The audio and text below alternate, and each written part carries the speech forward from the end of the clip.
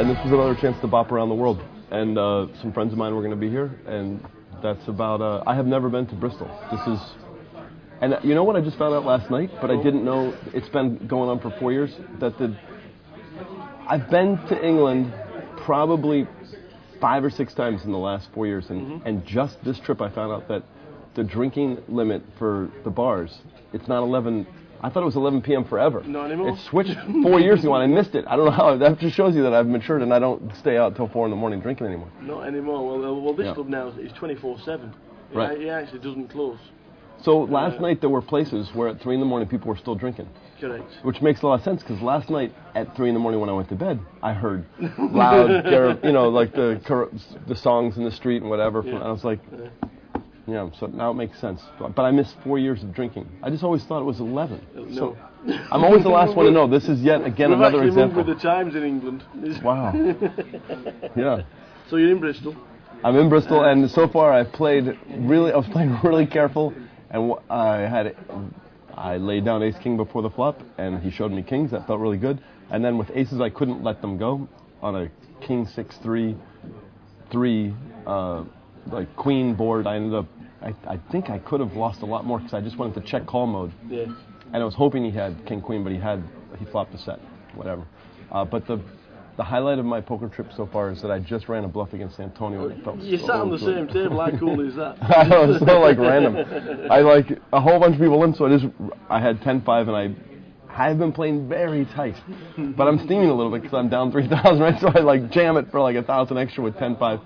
And then I'm thinking everyone's going to fold, but then after the first guy folds, 2 people called. So that meant pair, probably is what I'm guessing. And on a flop of 4-4-8, I fired away and everyone folded. And Antonio knew that I was trying to steal. He knew it, but he couldn't pull the trigger, thank God. Because if he limit raised, I would have had to fold.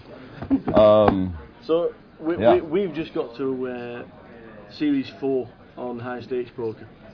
Oh my God! It's Series 4 though. Started. Well, the show that just showed Monday, I missed that.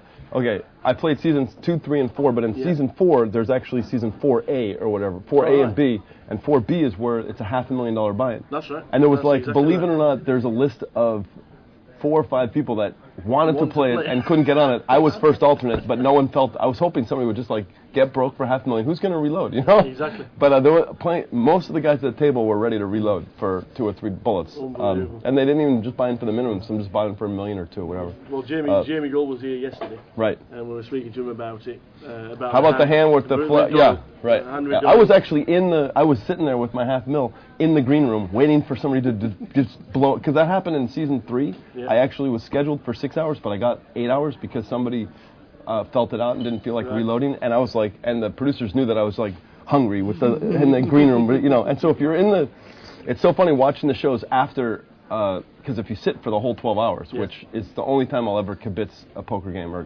what is it called when you watch something? Is that called kibitzing? Kibitz. I don't know if I pronounced it right. I think a Jewish person would say I mispronounced it, but I can't. I don't, because it's not a word that I use in it's not in my vernacular But anyways, when you're sitting there in the room, there are little tidbits, from when you watch the show, you're oh, they missed this, but they catch a lot of it. But when there's something that burbles, an altercation between 2 people, it's so beautiful watching it grow, and you know exactly the subtleties to what, when somebody steamed or what, you just see why when you're watching for 12 hours. But so high stakes poker was really, really good for me, because in season 2... Who came up with the idea of $500,000 buying? I know who did. I think it was, actually I say I know and then I say I think. That's because my gut thing is that it had to be Maury, but then I realized I don't know that it was Maury. But Maury, Eskandani, and